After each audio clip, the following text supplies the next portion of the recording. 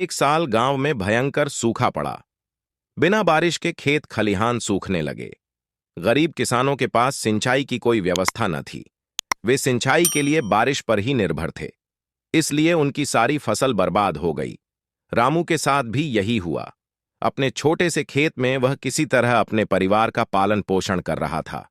अब उनके सामने भूखों मरने की नौबत आ गई। मजबूरी के कारण वह गांव के जमींदार के पास कर्ज मांगने गया। जमींदार कंजूस तो था।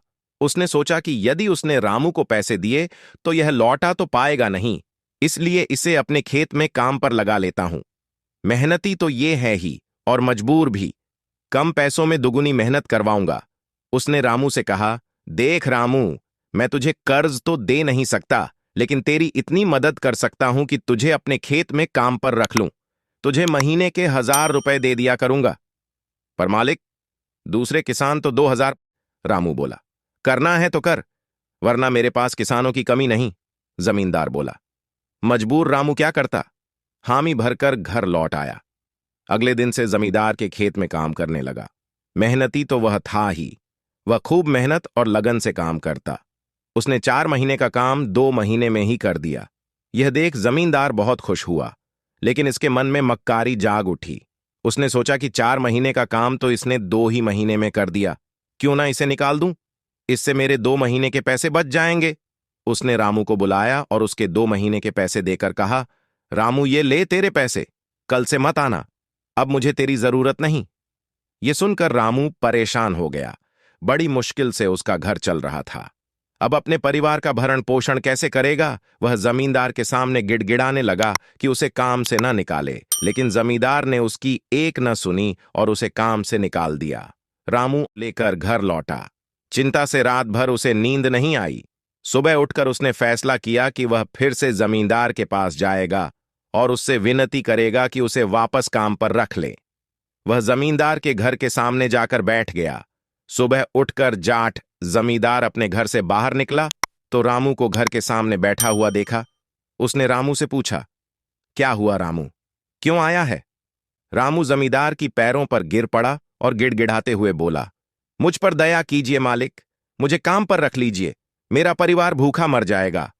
जमींदार ने उसकी एक न सुनी और उसे धक्के मार के वहां से निकाल दिया। रामू उस समय तो वहां से चला गया, लेकिन अगली सुबह फिर सेठ के घर के सामने जाकर बैठ गया। जमींदार ने उसे फिर बुरा भला कहकर भगा दिया। अब से रोज यही क्रम चलने लगा। रामू रोज जमींदार के घर के सामने जाकर बैठ जाता और जमींदार उसे भगा देता। पूरे गांव में इस बात की चर्चा होने लगी। सब जमींदार को भला बुरा कहने लगे। तंग आकर जमींदार ने सोचा कि क्यों ना कुछ दिन परिवार सहित दूसरे गांव चला जाऊं। मुझे घर पर ना देखकर रामू यहां आना बंद कर देगा। अगले दिन वह परिवार सहित दूसरे गांव अपने रिश्तेदार के घर चला गया। 10-15 दिन रिश्तेदार के घर रहने के बाद जब वह अपने घर लौटा तो मोहन को अपने घर के सामने बैठा नहीं पाया। वह मन ही मन खुश हुआ कि चलो उससे पीछा छूटा, लेकिन वह चकित भी हुआ कि आखिर रामू ने आना बंद क्यों कर दिया। उसने गांव वालों को बुलाकर पूछा तो पता लगा कि रामू घायल है और अपने घर पर पड़ा हुआ है। जमींदार ने पूछा, क्या हुआ उसे। एक जमींदार ने कहा, मालिक, आज जब दूसरे गांव चले गए थे तब भी रामू आपके घर के सामने बैठा रहता था। एक दिन आपका खाली घर देखकर कुछ चोर चोरी करने के इरादे से आपके घर में घुसे, लेकिन वे रामू की नजर में आ गए। रामू अपनी जान की परवाह न कर उनसे उलझ गया और उन्हें भगा दिया। उनके बीच हुई हाथ पाई के कारण रामू घायल हो गया।